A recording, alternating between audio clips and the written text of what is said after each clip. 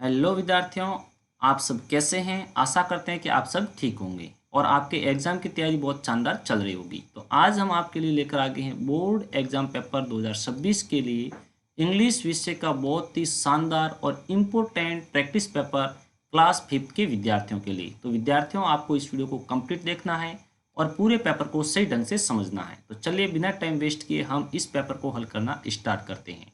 विद्यार्थियों, यदि आप वीडियो कंप्लीट देखते हैं तो आपको काफ़ी ऐसे क्वेश्चन देखने को मिलेंगे जो आपके एग्जाम की दृष्टि से बहुत इंपॉर्टेंट हैं और एग्जाम पेपर में आपको हूबहू वो क्वेश्चन छपे हुए मिलने वाले हैं। तो सबसे पहले हम स्टार्ट करते हैं सेक्शन फर्स्ट से। तो सेक्शन फर्स्ट का पहला क्वेश्चन हमारा रहने वाला है कि choose the word which has different sound of the underlined letter, यानी अंडरलाइन किया हुआ लेटर किस वर्ड में अलग ध्वनि दे रहा है, इसकी आपको पहचान करनी है। तो आप देख पा रहे हैं कि अंडरलाइन किया हुआ है ओ को, तो आपको ओ पर ही ध्यान देना है कि ओ किस वर्ड में अलग ध्वनि देता है। तो यहाँ पर फर्स्ट में लिखा हुआ एन ओ, जिससे हम पढ़ते हैं नो। आपने देखा कि यहाँ पर ओ है वो ओ की ध्वनि दे रहा है। जी ओ यानी इसे हम पढ़ते हैं गो, तो यहाँ पर भी ओ है वो ओ की ही ध्वनि दे रहा है। और यहाँ पर लिखा हुआ है एस ओ, जिसे हम पढ़ते हैं सो, यहाँ पर भी आपने देखा कि ओ है वो ओ की ध्वनि दे रहा है। और इसे हम पढ़ते हैं डू, तो आपने यहाँ पर देखा कि जो ओ है वो ऊ की ध्वनि दे रहा है। तो बताइए कि कौन सा ऑप्शन अलग हो गया। तो आपने देखा कि डी जो हमारा ऑप्शन है उसमें जो हमारा वर्ड दिया गया है डी ओ, वो ओ अलग ध्वनि दे रहा है। तो ऑप्शन नंबर डी है जो हमारा करेक्ट हो जाएगा। सेकेंड क्वेश्चन है कि choose the similar meaning word for the given word happy, यानी जो हैप्पी ये वर्ड है इसकी सिमिलर मीनिंग यानी पर्यायवाची शब्द आपको बताना है। तो हैप्पी का मतलब होता है खुश, तो इसी प्रकार से cheerful का मतलब भी होता है प्रसन्न या खुश। तो ऑप्शन नंबर इसमें सी है जो हमारा राइट हो जाएगा। सैड का मतलब उदास होता है, एंग्री का मतलब गुस्सा होता है और टायर्ड का मतलब थका हुआ होता है। नेक्स्ट क्वेश्चन नंबर है थर्ड। ही वॉज रेस्टिंग यानी वह आराम कर रहा था। ब्लैंक अ ट्री यानी एक पेड़ के नीचे ही वो आराम कर रहा होगा, तो यहाँ पर आ जाएगा अंडर। क्या आ जाएगा? Under. Option number C is the correct answer. सभी क्वेश्चनों को हम इसी प्रकार से हल करने वाले हैं ताकि आपके दिमाग में आसानी से वो घुस जाए और आपको सिंपल तरीके से याद रहने लगे। क्वेश्चन नंबर फोर्थ को हल करते हैं। Choose the correct prefix. Prefix का मतलब होता है उपसर्ग। उपसर्ग वह वर्ड होता है जो किसी अन्य वर्ड के आगे लगकर उसके अर्थ में बदलाव करता है। तो प्रीफिक्स यानी उपसर्ग। Given word legal. अब लीगल का मतलब होता है कानूनी, तो इसके आगे कौन सा वर्ड लगेगा प्रीफिक्स, ताकि इसके अर्थ में बदलाव हो जाए और वो एकदम करेक्ट होना चाहिए।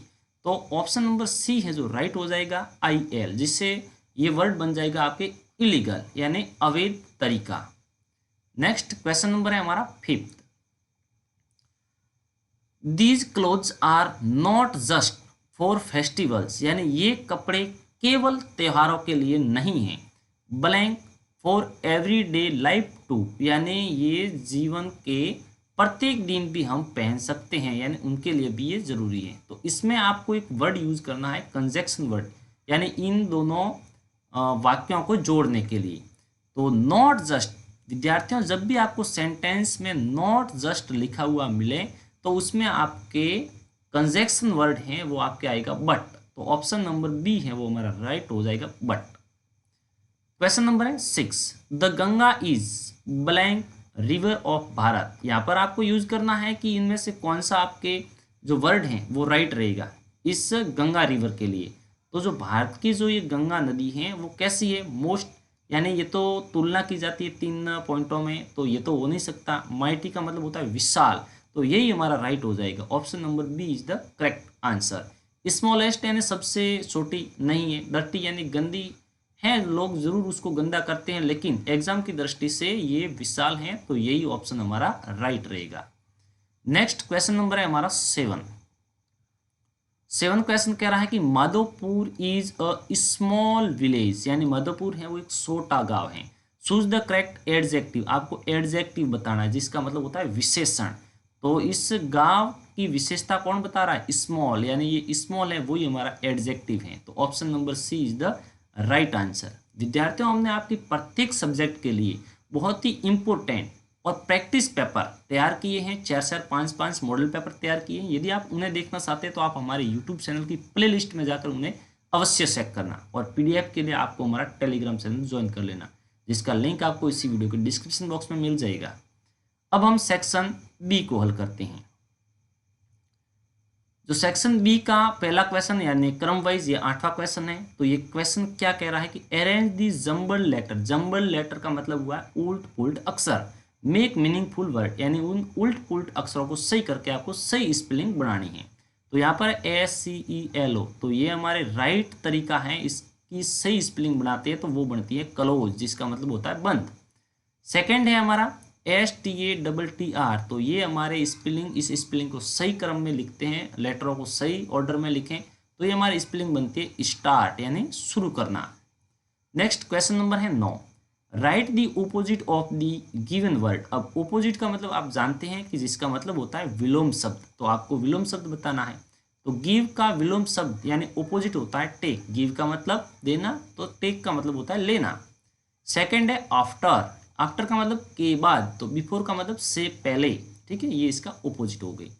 नेक्स्ट क्वेश्चन नंबर है 10, fill in the blank with appropriate word from the bracket, यानी इस ब्रैकेट के अंदर जो वर्ड आपको दिए गए हैं उनमें से सही वर्ड का यूज करके आपको रिक्त स्थानों की पूर्ति करनी है। तो चलिए स्टार्ट करते हैं। 10वें का पहला क्वेश्चन है, टू क्लेवर गोल्ड मिथ्स, यानी 2 चालाक गोल्ड मिथ्स जिसे हम सुनार कहते हैं, अराइव्ड एट द, यानी वो पहुंचते हैं, तो कहाँ पहुंचते हैं, राजा के महल में, तो यहाँ पर आ जाएगा पैलेस। सेकेंड है द पोइम टेल्स अस, यानी कविता हमें बताती है, टू खाली जगह एंड रिसाइकल प्लास्टिक, यानी प्लास्टिक को रीयूज और रिसाइकल करने के बारे में बताती है कविता, तो यहाँ पर हमारे आ जाएगा रीयूज। थर्ड है इसका, दीदी ब्लैंक धनिया लीव्स, यानी दीदी है वो धनिया की जो पत्तियां होती है उसको पसंद करती है, तो यहाँ पर आ जाएगा लव्स। ये सिंपल प्रेजेंट टेंस है, इसी कारण से यहाँ पर एस लगा है। नेक्स्ट हमारे क्वेश्चन नंबर जो 11वां है वो कह रहा है कि टिक, राइट T फॉर ट्रू और F फॉर फैल्स, यानी जो सही है उसके लिए आपको T के ऊपर टिक लगाना है और गलत है तो F के ऊपर टिक लगाना है। तो इसका पहला क्वेश्चन रहेगा कि we are fined by traffic police, यानी ट्रैफिक पुलिस हमारा चालान कर सकती है। If we jump the red light, यानी यदि हम रेड लाइट को जंप करते हैं तो ट्रैफिक पुलिस हमारा चालान कर सकती है या करेगी, ये कर सकती है। तो यहाँ पर हमारे ये बात इसने जो बताई है वो एकदम राइट है, इसलिए हम यहाँ पर टी के ऊपर राइट करें, मैंने यहाँ पर लिखा हुआ है टी, यानी ये बात तो सत्य है। सेकंड है रेड लाइट, यानी लाल सिग्नल से स्टॉप, यानी जो लाल बत्ती होती है वो हमें रुकने के लिए कहती है, तो ये बात इसकी बिल्कुल सही है। Next, we should cover our mouth while coughing, यानी जब हम खांसते हैं तो खांसते समय हमें अपने मुंह के ऊपर कवर रखना चाहिए, यानी मुंह को ढकना चाहिए किसी कपड़े वगैरह से, तो ये बात भी इसकी बिल्कुल राइट है, इसीलिए यहाँ पर टी लिखा गया है। नेक्स्ट है morning walk is bad for health, यानी सुबह सुबह घूमना, वॉकिंग करना हमारे लिए खराब है, तो ये बात इसने गलत बताई है, इसीलिए यहाँ पर लिखा गया है F. Next, Onam is celebrate in Nagaland, यानी ओणम जो एक त्यौहार है वो मनाया जाता है कहाँ पर, नागालैंड में, तो ये बात भी इसकी गलत है, तो इसलिए यहाँ पर एफ लिखा गया है, क्योंकि ओणम है वो केरल का त्यौहार है और वो केरल में मनाया जाता है। नेक्स्ट क्वेश्चन नंबर है 12, complete the passage using the word from the bracket, यानी यहाँ पर भी आपको एक पैसेज कंप्लीट करना है इस ब्रैकेट के अंदर जो वर्ड दिए गए हैं उन वर्डों का यूज करते हुए। तो वैसे तो इसके आंसर ऑलरेडी मैंने लिख रखे हैं, फिर भी आपको सही ढंग से समझाने की कोशिश करेंगे और आपको समझना भी है। तो यहाँ पर लिखा गया कि द गंगा, यहाँ पर रिक्त स्थान थी, the Ganga blank it's journey high in the Himalayas, तो यहाँ पर आ जाएगा बिगन्स, यानी शुरुआत करती हैं। गंगा है वो अपनी जो यात्रा है वो कहाँ से शुरू करती हैं, हिमालय के हाइज से। उसके बाद में it is a blank for nearly 400 million people, यानी वो क्या करती है, लाइफ लाइन है, वो कितने लोगों की, 400 मिलियन लोगों की लाइफ लाइन है, यानी जीवन की रेखा है। उसके बाद में है इट ब्लैंक ड्रिंकिंग वाटर, यानी वो क्या करती है, ड्रिंकिंग वाटर है वो प्रोवाइड्स करती है, देती हैं, तो यहाँ पर आ गया प्रोवाइड्स। उसके बाद है this blank river has been a source of life, तो यहाँ पर आ जाएगा माइटी यानी विशाल। नेक्स्ट हमारे हैं जो क्वेश्चन नंबर 13 है, वो कह रहा है कि match column A with column B, यानी आपको कॉलम ए को कॉलम बी से मिलान करना है। तो पहला दिया गया है कि device device that tell time, यानी एक वह डिवाइस यंत्र जो आपको समय बताता है, उससे हम क्या कहते हैं, वॉच कहते हैं। तो वैसे इनको मैंने क्रम वाइज कर रखा है पहले से, नहीं तो ये सी ऑप्शन पर था तो ये सी से मिलान करेगा, ठीक है। तो ये किससे मिलान करेगा, इस सी वाले से जो लिखा गया है वॉच यानी घड़ी। सेकेंड है द सिगन एज मीन, यानी जो साइन एज का साइन होता है कहीं पर भी आप देखते हो तो इस प्रकार से, और वहाँ पर इस प्रकार से प्लस का या फिर एच का साइन होता है, तो वो किसके लिए होता है, वो डॉक्टर के लिए या हॉस्पिटल के लिए होता है। तो यहाँ पर ये ई से मिलान करेगा हॉस्पिटल, ठीक है। उसके बाद में we should brush our teeth, यानी हमें अपने दांतों को ब्रश करना चाहिए, तो कितनी बार, दिन में 2 बार करना चाहिए। तो ये हमारे ए से मिलान करेगा ट्विच अ डे, यानी एक दिन में 2 बार हमें ब्रश करना चाहिए। नेक्स्ट है यूज टंग, यानी यूज टंग क्लीनर, यानी जो जुबान को साफ, अपनी जीभ को साफ करने के लिए यूज होता है।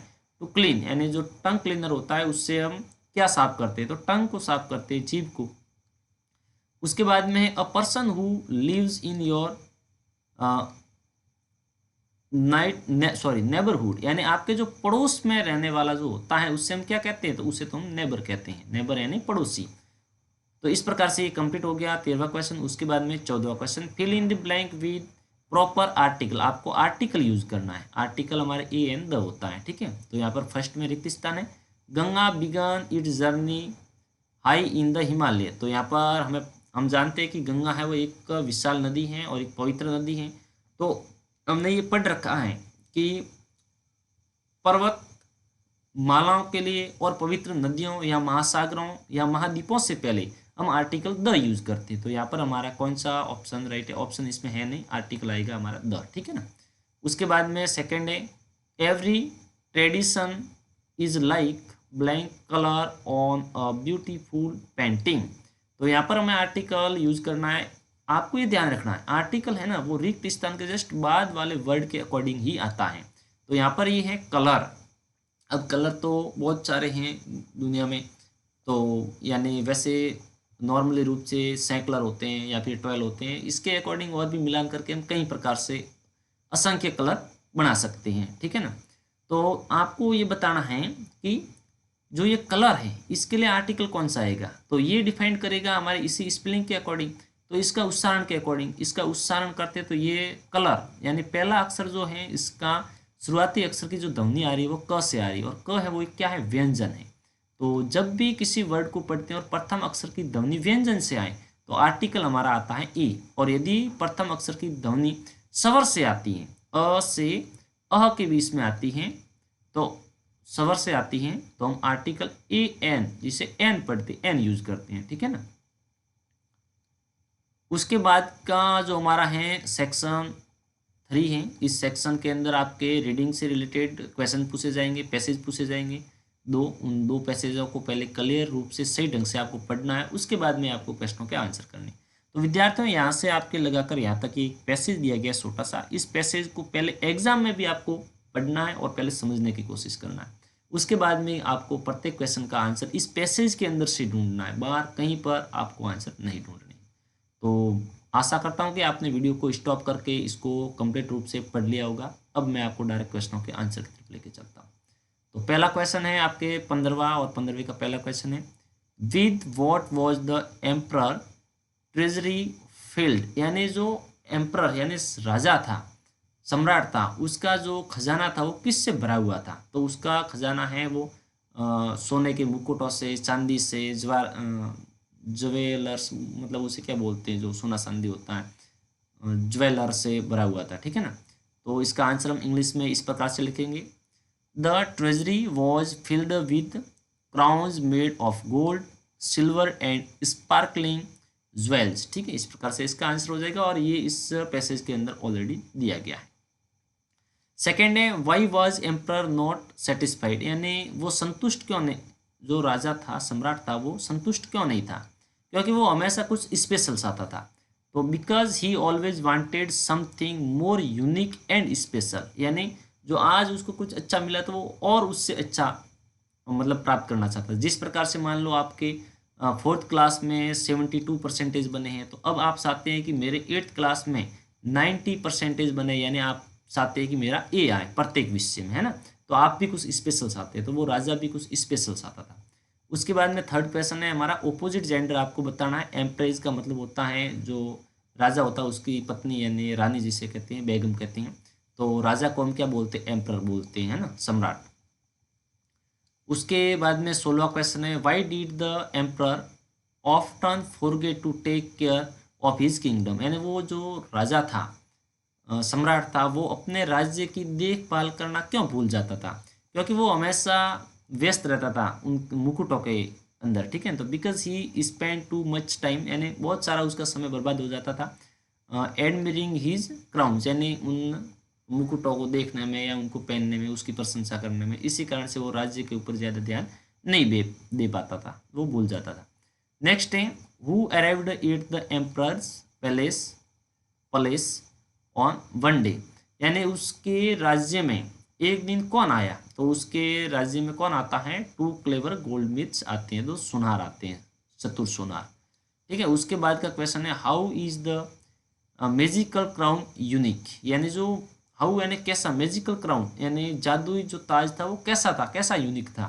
तो only wise and capable people can see, यानी जो समझदार और बुद्धिमान लोग थे वही उनको देख पाते थे।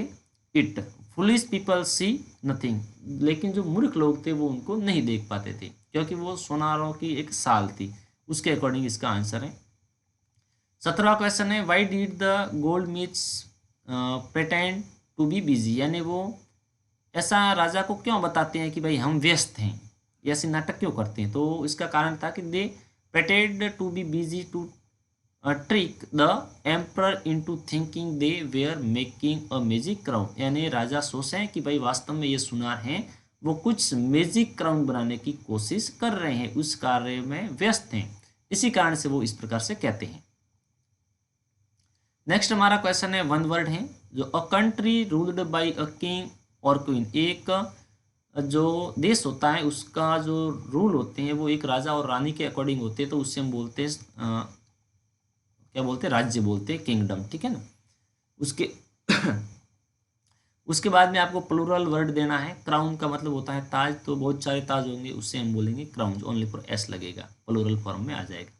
उसके बाद में वो है गोल्ड मिथ, गोल्ड मिथ का मतलब सुनार, तो यहाँ पर दो सुनारों की बात हुई है, तो इसका प्लूरल फॉर्म हमारे हो जाएगा गोल्ड मिथ्स, ठीक है, ओनली फॉर, इसमें भी ऐसे लगने वाला है। इसके बाद में सेकंड हमारा जो पैसेज स्टार्ट होता है, read the passage carefully and answer the following question. बच्चों एक पैसेज तो आपकी बुक के अंदर से आएगा, और यहाँ पर दोनों के दोनों ही पैसेज आपके बुक के अंदर से आते हैं, अनसीन पैसेज आपके नहीं आते। हो सकता है कि अनसीन पैसेज आ भी जाए, तो भी आपको क्या करना है, एग्जाम में पहले पैसेज को सही ढंग से पढ़ना है, और उसके बाद में आपको क्वेश्चनों के आंसर करने। तो वीडियो को पॉज करके इसको पहले पढ़ लो। आशा करते हैं कि आपने इसको पढ़ लिया है। अब मैं आपको क्वेश्चनों के आंसर की तरफ लेके चलता हूँ। तो यहाँ पर पहला क्वेश्चन है, how many baby parrots were born to the mother parrot, यानी एक जो तोते की माँ थी उसने एक साथ में कितने बच्चों को पैदा किया था। तो उसने 2 बच्चों को जन्म दिया था। 2 baby parrots were born to the mother parrot, है ना। उसके बाद में सेकंड क्वेश्चन है, who brought up the first baby parrot, यानी जो पहला तोते का बच्चा था उनको कौन लेके गया था, किसने खरीदा, ठीक है। तो वो खरीदा था, अ Hunter brought up the first baby parrot, यानी एक शिकारी ने उनको खरीदा था। उसके बाद में आपके हैं ओपोजिट देना है किसका, स्वीट, स्वीट का मतलब होता है मधुर, तो कड़वे को क्या बोलते हैं, हास बोलते हैं, ठीक है ना, हास, अरे वो साइलेंस है। उसके बाद में 19वां क्वेश्चन है, who bought up the second baby parrot, यानी दूसरा जो कुछ तोते का बच्चा था वो कौन लेके गया था। तो वो लेके गया था अ होली मैन, यानी एक साधु लेके जाता है, brought up the second baby parrot. और सेकंड इसका क्वेश्चन है, what kind of word did the first parrot learn, यानी जो पहला तोता था, तोते का बच्चा था जिनको एक शिकारी लेके गया था, उसने कौन से वर्डों को याद किया था, कौन से वर्ड सीखे थे, कैसे शब्द उसने सीखे थे। The first parrot learn hard word, यानी कठोर शब्द सीखे थे, कैच पकड़ो, हिट मारो, एंड किल और मार डालो, ठीक है ना। तो इस प्रकार से उसने वो वर्ड सीखे थे, क्योंकि उसकी संगति ऐसे व्यक्ति से ही थी। उसके बाद का क्वेश्चन हमारे ये फर्स्ट कैसे आ गया, यहाँ पर ये थर्ड क्वेश्चन है, ठीक है। Why did the two baby parrot learn different word. Y did the two baby, यानी दोनों तोते के बच्चे थे, उन्होंने अलग अलग शब्द क्यों सीखे, क्योंकि उनकी परवरिश अलग अलग व्यक्तियों ने की थी। Because they were brought up in different involvements, यानी अलग अलग लोगों ने उसकी परवरिश की थी, इसी कारण से उन्होंने अलग अलग वर्ड सीखे थे। वन विद अ हंटर, यानी एक को शिकारी ने और दूसरा जो एक साधु ने खरीदा था, यानी साधु लेके गया था। इसी कारण से दोनों के स्वभाव, यानी उनके दैनिक जीवन में जिस प्रकार से वो कार्य करते थे, बोलते थे, उसी प्रकार के शब्द सीखते हैं। जिस प्रकार से आपके माता पिता कोई बात करते हैं या बोलते हैं, इसी प्रकार की वाणी आप भी सीखते हो। यदि आपके परिवार में सही ढंग से बातें हो रही हैं, संस्कार दिए जाते हैं, तो वो आप इस प्रकार से सुनोगे। और मान लो किसी के घर में शराबी हैं और वो गाली गलौज करते हैं, तो उनके जो बच्चे हैं वो हमेशा ऐसा ही सीखते हैं, ठीक है ना। तो उसके बाद में क्वेश्चन नंबर 20वां है, what kind of word did the second baby parrot, यानी जो दूसरा तोते का बच्चा था उसने क्या सीखा। तो the second baby parrot learn the honeyed word, यानी बहुत ही मधुर शब्द सीखे उसने। और लाइक, जैसे देखो वर्ड लाइक वेलकम, स्वागत है, शिट, बैठिए, एंड थैंक यू, धन्यवाद, इस प्रकार के शब्द उसने सीखे, क्योंकि उनके दैनिक जीवन में ऐसे शब्दों को ज़्यादा बोला जाता था। उसके बाद में सेकंड क्वेश्चन है, give explain of the word that the Hunter parrots learn, यानी उन वर्डों की आप एक सूची बनाइए, वो वर्ड मुझे बताइए जो उस शिकारी जो उस तोते को लेके गए थे उसके बारे में। तो उसने, तो मैंने पहले भी बता रखा है कि उन्होंने कैसे वर्ड सीखे थे, जैसे कैच, हिट एंड किल, ये वाले वर्ड सीखे थे, ठीक है। उसके बाद का हमारे क्वेश्चन है, write similar meaning word for secret, ठीक है। तो इसका मतलब होता है, आपको सिमिलर बताना है, इसका मतलब होता है पवित्र। तो इसकी एक इस पैसेज के अंदर स्पेलिंग आई है, वैसे बहुत बार ये मीनिंग हमने पढ़ी है, जिसका अर्थ होता है मतलब क्या बोलते हैं, पवित्र। तो होली एक स्पेलिंग है जिसका मतलब भी होता है पवित्र, ठीक है ना। उसके बाद में हमारा सेक्शन 4 है जो राइटिंग से रिलेटेड रहने वाला है। 8 अंक के आपके 2 क्वेश्चन रहेंगे। 21वां क्वेश्चन कह रहा है, 21वें क्वेश्चन में बच्चों या तो आपको एक लेटर लिखना होगा या फिर आपको एक एप्लीकेशन लिखना होगा, जो भी आपको उचित लगे वो आप लिख सकते हो। तो यहाँ पर पहले लेटर वाला क्वेश्चन है हमारे, मान लो you are Kailash Krishna living Hanspur, write a letter to your friend Kiran telling her about your school, अपने स्कूल के बारे में बताते हुए अपने दोस्त किरण को आपको एक लेटर लिखना है, पत्र लिखना है। तो इस प्रकार से हम लिखेंगे, गांव का जो नाम है वो लिखेंगे और उसके बाद में डेट डालेंगे, उसके बाद में उसको संबोधित करते हुए हम लिखते हैं डियर किरण, और उसके बाद में ये इस प्रकार से लिखेंगे। वीडियो को पॉज करके आप सही ढंग से पढ़ लो, आपको आसानी, मैंने बिल्कुल सिंपल लैंग्वेज यूज़ की है तो आपको आसानी से ये याद हो जाएगा। तो एक बार आप पढ़ लो, और यदि आप चाहते हैं कि मैं प्रत्येक इंग्लिश का जैसे पैसेज हैं या स्टोरी हैं या और कुछ है उनको एक बारीकी से आपको समझाऊं, छोटे छोटे पॉइंटों को आपको समझाऊं बिल्कुल जीरो लेवल से, तो आप कमेंट करके बता दीजिए, मैं इसी टाइप से आपका पेपर बनाऊंगा, जैसा आप कहोगे उसी अकॉर्डिंग। तो इस प्रकार से हमारा लेटर ये रहता है। उसके बाद में यदि आप लेटर नहीं लिखना चाहते और एप्लीकेशन लिखना चाहते कि सर एप्लीकेशन सरल है, वैसे लेटर और एप्लीकेशन दोनों ही सरल है, याद करोगे तो दोनों ही सरल लगेंगे, नहीं तो दोनों ही हार्ड है। तो यहाँ पर आपको एक एप्लीकेशन लिखना है, urgent piece of work at home, यानी अपने घर पर कोई ज़रूरी कार्य है, इसके लिए आपको अपने हेडमास्टर सर को एक एप्लीकेशन देना है। तो यहाँ एप्लीकेशन की शुरुआत हम कुछ इस टाइप से करेंगे, to the headmaster government upper primary school Hanspur. यदि स्कूल का नाम आपके उस क्वेश्चन के अंदर दिया हुआ आता है तो वही नाम आपको यूज़ करना है, इस बात का आपको विशेष ध्यान रखना है। उसके बाद में हम सब्जेक्ट डालते हैं एप्लीकेशन फॉर लीव, यानी छुट्टी के लिए आपको एप्लीकेशन चाहिए। उसके बाद में सर या मैडम।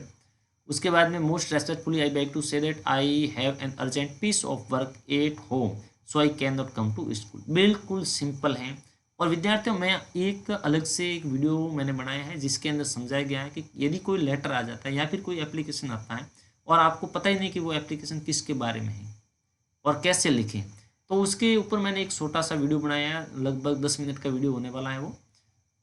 तो उसमें समझाया गया है कि उस क्वेश्चन के अंदर से आपको एप्लीकेशन किस टाइप से लिखना है। मान लो वो आपके क्वेश्चन 10 नंबर का है तो कम से कम 8 नंबर तो आपको उसमें मिलने वाले ही हैं, और यदि मान लो आपके 8 नंबर का क्वेश्चन है तो कम से कम 6.5 या 7 नंबर तो आपको मिल ही जाएंगे, क्योंकि उसको इतना एक्सप्लेन करके आपको समझाया गया है।